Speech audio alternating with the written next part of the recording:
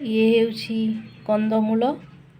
मु दुईटा बड़ बड़ कंदमूल को नहीं एबे मु एहाकू चुली रे पोड़ीकी आपण मानकू देखैबी। चुली रे कंदमूल पोड़ीकी खाइबा को बहुत भल लगे। आमे एबे एहाकू चुली रे पोड़ेइबा।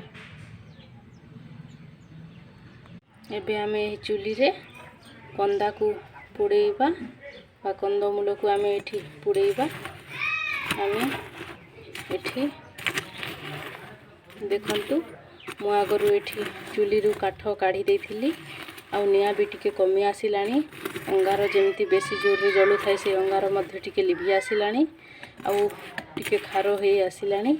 एबे आमे एठी कंदमूल को पोड़ीबा द्वारा एठी कंदमूल भल भाव रे शीघ्र सिझिकी पोड़ीबो। आउ बेसी जदि अंगार जलुथिबो थांता आउ आमे पोड़ी थांते कंदमूलटा बेसी पोड़ी जाई थांता।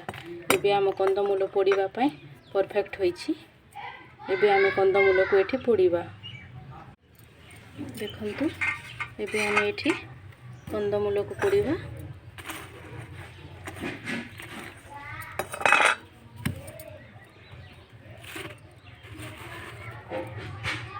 बड़ बड़ कंदमूल होईछि। एटा निश्चय एटा आधा घंटा लगी बसी जीवाको। आधा घंटा पर आमे अंगार काढ़ी की देखिबा भल भाव रे शीघ्र सिझी जाइथिबो। एटा आउ आम खाइबा पई कंदमूल प्रस्तुत हो जाइथिबो।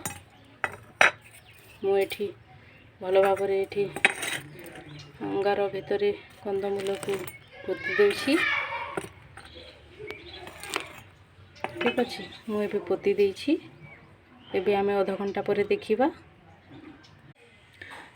चलंतु आमे एबे घंटाए परे आमर कंदमूल पोड़ी कि नहीं देखीदबा। एबे भल भाव रे पोड़ी जाइथिबो आउ सिझी जाइथिबो। देखंतु बहुत सुंदर हेछि। आम कंदमूलटा हेइ जाइछि देखंतु आउ भल भाव रे सिझी जाइछि। देखंतु आ गुटे काढ़ी दबा।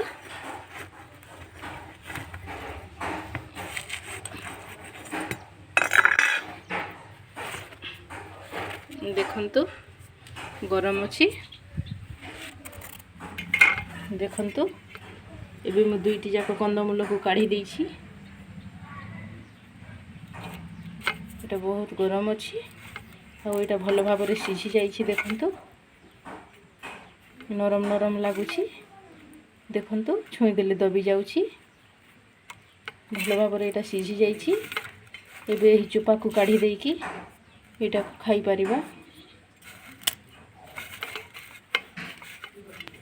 एही कंदमूल पोड़ा रेसिपी आपण मानको जदि भल लागिथिबो ताहेले मो चैनल को सब्सक्राइब करि दियंतु आ पाखरे थिबा बेल आइकन को दबेई दियंतु आउ लाइक आउ कमेंट मध्य कर दियंतु आउ समस्त पाखको शेयर मध्य कर दियंतु।